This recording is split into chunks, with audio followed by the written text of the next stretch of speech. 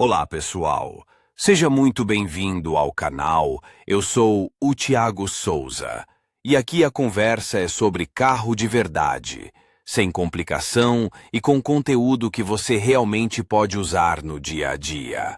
Seja para entender melhor o funcionamento do seu veículo, pegar dicas de manutenção ou descobrir truques que facilitam a vida de quem dirige, você está no lugar certo. Já deixa seu like, se inscreve no canal e assiste até o final, porque sempre tem algo que pode te ajudar de O sistema de verdade. alimentação do motor injetor de um carro moderno é um organismo complexo composto por sensores, dispositivos executivos, e o mais importante, a unidade de controle. Não é à toa que ela é chamada de cérebro. É a unidade de controle que controla a operação de todo o sistema de injeção de combustível. Com sua ajuda, há um funcionamento normal do motor, o ajuste do ângulo de avanço da ignição, o momento da injeção da mistura a combustível, ar e muitos outros parâmetros. Descrição. Ao longo da longa história da indústria automotiva, surgiram vários tipos de injeção de combustível, e os projetos do sistema injetor do motor a gasolina diferem significativamente. O diesel é bastante semelhante no sistema de injeção com injetor, mas há enormes diferenças no projeto de mecanismos individuais. A taxa de compressão em um motor a diesel é muitas vezes maior. No entanto, em geral, os primeiros projetos de sistemas de injetores eram muito semelhantes aos sistemas a diesel. Injeção central de combustível. A injeção mono é o mecanismo mais simples. Seu segundo nome é injeção central, e também foi o primeiro da história. Ela foi amplamente utilizada nos EUA no início da segunda metade do século XX. Como funciona a injeção central? A simplicidade é exatamente o que agradava não apenas aos proprietários de automóveis, mas também aos fabricantes. O projeto é muito semelhante ao de um carburador, mas em vez dele é usado um injetor. Ele é instalado no coletor de admissão, um para todos os cilindros do motor, independentemente de seu número total. O combustível entra continuamente no coletor, assim como o ar. Como resultado, forma-se uma mistura de combustível e ar, que é distribuída para os cilindros. Prós e contras.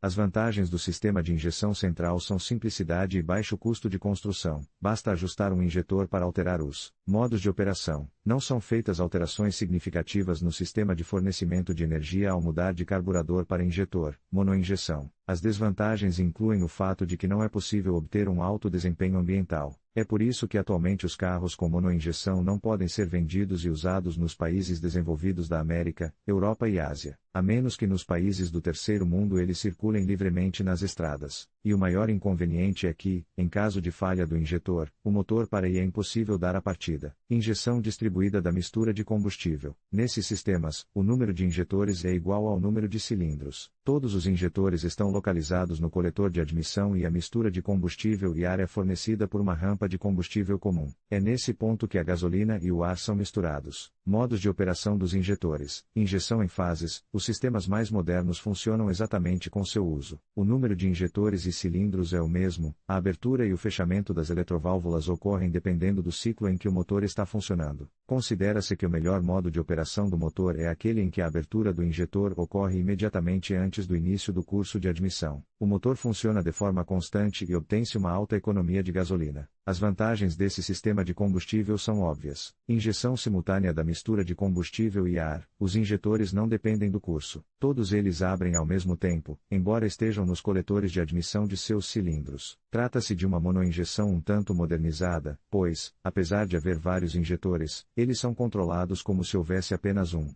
Em geral, esses projetos são confiáveis e sua operação é estável, mas seu desempenho é inferior ao de projetos mais modernos. A injeção paralela emparelhada da mistura de combustível é ligeiramente diferente da anterior. A principal diferença é que nem todos os injetores são abertos de uma só vez, mas em pares. Um par é aberto antes da entrada, o segundo par, antes da saída. É assim que a injeção geralmente funciona. Esses sistemas caíram em desuso há muito tempo, mas, por exemplo, se o sensor de fase falhar, os injetores modernos entram em modo de emergência. Ocorre a injeção em par paralelo em vez da injeção em fase, pois é impossível trabalhar sem os parâmetros desse sensor. Os sistemas de injeção direta de combustível são caros, mas sua confiabilidade é invejável. A economia de combustível e o desempenho do motor são altos, e o controle da mistura combustível-ar é o mais preciso possível. O motor pode mudar rapidamente o modo de operação. Os injetores eletromagnéticos são instalados no cabeçote do cilindro e a mistura é pulverizada diretamente na câmara de combustão do cilindro. Da Daí o nome do sistema. Não há coletor de admissão ou válvula no projeto. A realização do projeto é bastante complicada, pois no cabeçote de cada cilindro há orifícios para plugs e válvulas, 2 ou 4, dependendo do tipo de motor. Elementarmente, não há espaço suficiente para a instalação do injetor. Inicialmente, esses sistemas de injeção eram instalados em motores grandes e potentes, mas não são encontrados em motores econômicos. E o reparo de tais sistemas custa muito dinheiro. Sistema de sensores do motor do injetor. Sem esses componentes, o trabalho do sistema de injeção de combustível é impossível. São os sensores que informam a unidade de controle todas as informações necessárias para a operação dos atuadores no modo normal. O mau funcionamento do sistema de alimentação do motor do injetor é causado principalmente pelos sensores, pois eles podem fazer medições incorretas. O sensor de fluxo de ar é instalado após o filtro de ar, pois possui um caro filamento de platina, que pode ficar entupido se pequenas partículas estranhas entrarem e causarem leituras incorretas. O sensor conta a quantidade de ar que passa por ele. É claro que não é possível pesar o ar, e é difícil medir seu volume. A essência do trabalho é que, dentro do tubo de plástico, há um filamento de platina. Ele é aquecido até a temperatura operacional, mais de 0,06, esse é o valor definido na ECU. O fluxo de ar resfria o filamento, a ECU registra a temperatura e, com base nisso, calcula a quantidade de ar. O sensor de pressão absoluta é necessário para uma leitura mais precisa da quantidade de ar consumida pelo motor.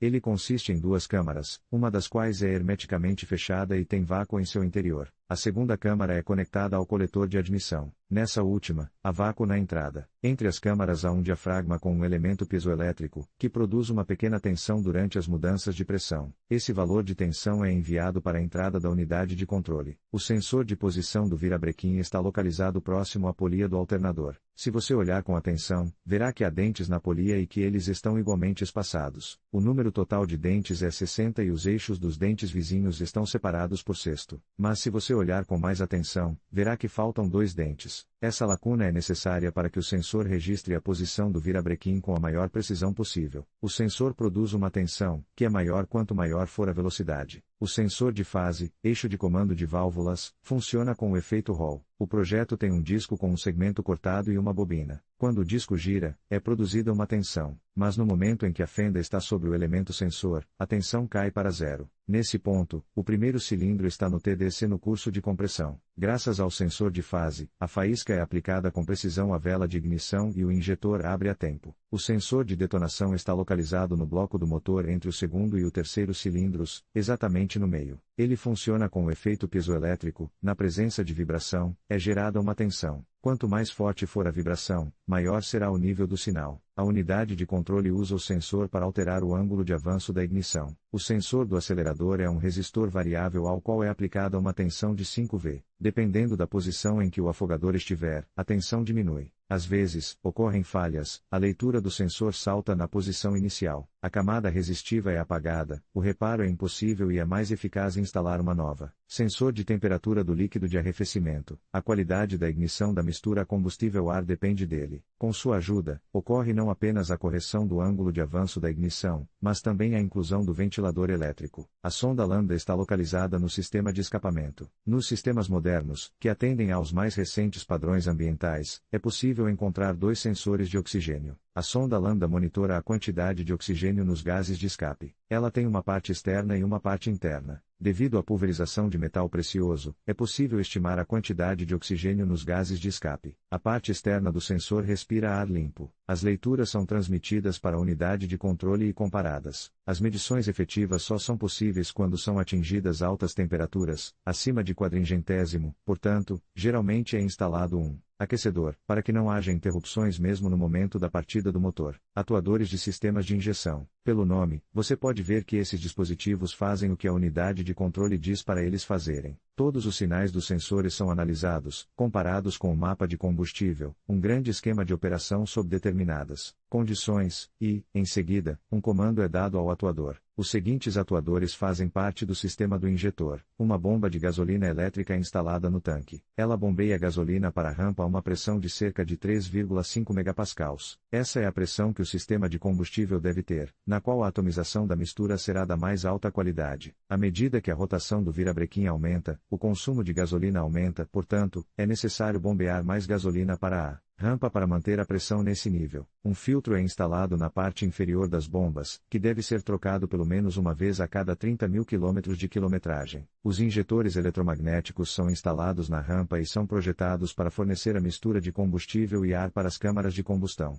Quanto mais tempo a válvula do injetor estiver aberta, mais mistura entrará na câmara de combustão. Esse é o princípio da dosagem. O mecanismo do acelerador é acionado por um pedal no compartimento do passageiro. Porém, nos últimos anos, o pedal do acelerador eletrônico vem ganhando popularidade. Isso significa que, em vez de um cabo, é usado um potenciômetro no pedal e um pequeno motor elétrico no acelerador. O regulador de marcha lenta foi projetado para controlar a quantidade de ar que entra na rampa de combustível quando o acelerador está totalmente fechado. Nos motores com carburador, uma função semelhante é executada pelo afogador. Apesar do fato de o sistema de combustível ser diferente, a essência do trabalho permanece a mesma: o fornecimento da mistura e sua combustão. O módulo de ignição é uma caixa que contém 4 bobinas de alta tensão. Um bom projeto, mas extremamente não confiável. Os fios de alta tensão tendem a se deteriorar. É muito mais eficaz usar uma bobina separada para cada plug, feita na forma de uma ponta. Operação do motor com o sistema de injeção do injetor. Agora podemos considerar o princípio de operação do sistema de alimentação do motor com injetor. Quando a ignição é ligada, todos os mecanismos e dispositivos passam para o modo de trabalho. Em primeiro lugar, a bomba bombeia a gasolina para a rampa até a pressão mínima, que é suficiente para dar a partida. Em seguida, todos aguardam o giro do virabrequim e o sensor do virabrequim envia um sinal para a unidade de controle sobre a posição dos pistões nos cilindros. Ao mesmo tempo, o sensor de fase sinaliza qual curso está sendo executado. Depois de analisar os dados, a unidade de controle dá um comando aos injetores, dependendo do cilindro que está sendo injetado. À medida que o virabrequim gira, os dados dos sensores são lidos constantemente e, com base nesses dados, os injetores solenoides necessários são abertos por um determinado período de tempo. A mistura é inflamada e os gases de escape saem pelo coletor de escape. A qualidade da combustão pode ser avaliada pelo teor de oxigênio dos gases de escape. Se o teor de oxigênio for alto, a mistura não queima completamente. A ECU ajusta o ângulo de avanço da ignição para fornecer a melhor leitura possível. Porém, durante o aquecimento, alguns sensores não afetam a operação do sistema de controle. Esses são os sensores de fluxo de ar, detonação e pressão absoluta. Quando a temperatura operacional é atingida, eles são ligados. O motivo é que, durante o aquecimento, é impossível atender a todas as condições, em particular, a proporção de gasolina e ar. O nível de ECU nos gases de escape também estará fora da escala, portanto, o controle de todos esses parâmetros não deve ser feito. Em conclusão, exploramos os componentes essenciais do sistema de potência do motor do injetor e as diversas variedades de projeto que existem. Cada elemento desempenha um papel crucial na eficiência e no desempenho do motor, e a escolha do projeto adequado pode impactar significativamente a operação do veículo. Ao entender essas nuances, podemos tomar decisões mais informadas sobre manutenção e melhorias. Agradecemos por acompanhar este vídeo e esperamos que as informações tenham sido úteis para você. Até a próxima!